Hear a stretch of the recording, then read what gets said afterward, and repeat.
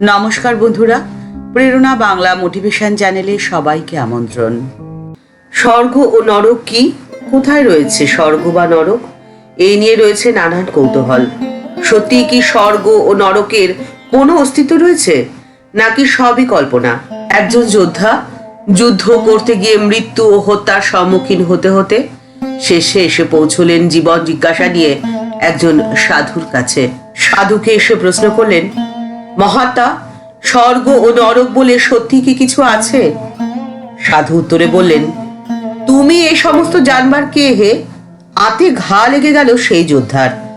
তৎক্ষণাৎ তিনি বলে উঠলেন, আমি একজন ক্ষত্রিয়, আমি একজন যোদ্ধা। সেই সাধু বললেন, আরে তাই নাকি?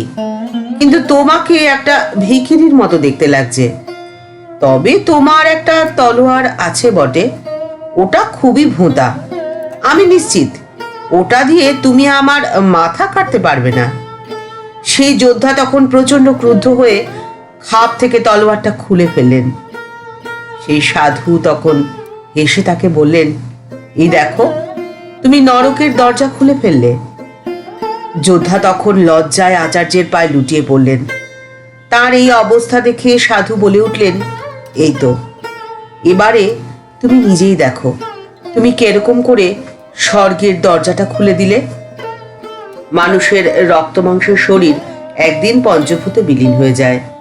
ভূত চতুর্দশীতে পঞ্চভূতকেই সম্মান জানানো হয়। মানুষের শরীরের মধ্যেই রয়েছে দুটি চোখ, নাক, কান, মুখ মিলিয়ে মোট 9টি দ্বার। এই 9টি দরজাই হলো স্বর্গ আর নরকের। 9টি দ্বার দিয়ে শরীরের মধ্যেকার 5টি ভূতকে দমন করাই হলো প্রকৃত সাধনা।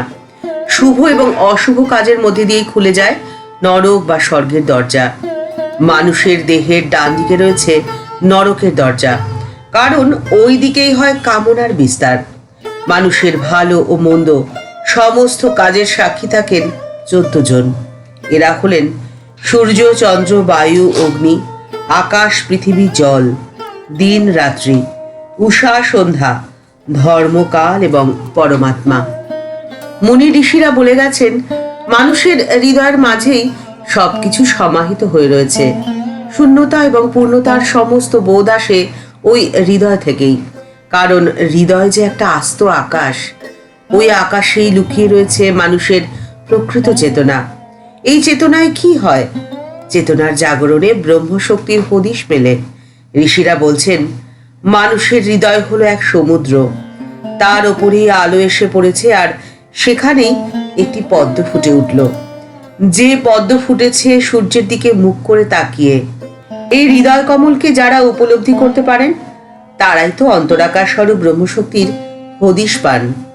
আর এই হৃদয় কমলকে উপলব্ধি করার পথ বলে দিয়েছেন শ্রীমা সারদা দেবী। মা বলছেন, নিজের ব্যক্তিত্ব ভুলে গিয়ে স্বরূপত্ব বুঝতে চেষ্টা করো। যে সর্বদা ইষ্ট চিন্তা করে, তার অনিষ্ট আসবে কোথা দিয়ে? মন কি শুধুই দোষেরই গোড়া? ব্রহ্মপদ লাভ করার জন্য ছুটেছ, এখন মনকেও তো সঙ্গে নিতে হবে। সেখানে পৌঁছলে তখন এরা কেউ থাকবে না। এখন মনের সাহায্যেরই বেশি দরকার। শুদ্ধ মনই তো মানুষকে পথ দেখিয়ে নেয়। নিজের হৃদয়ের অন্তরাকাশে আত্মসাক্ষাৎকার করাটাই হলো সাধনার প্রণালী। আর এই সাধনা সিদ্ধি লাভ করলেই স্বর্গের দরজা উন্মুক্ত হয়ে যায়। ঠাকুর, মা ও স্বামীজির চরণে প্রণাম জানিয়ে আজকের পর্ব এই পর্যন্তই। দেখা হচ্ছে পরের পর্বে। ভিডিওটি যদি ভালো লেগে থাকে তাহলে তা শেয়ার করার অনুরোধ রইল। সবাই ভালো থাকবেন, সুস্থ থাকবেন। নমস্কার।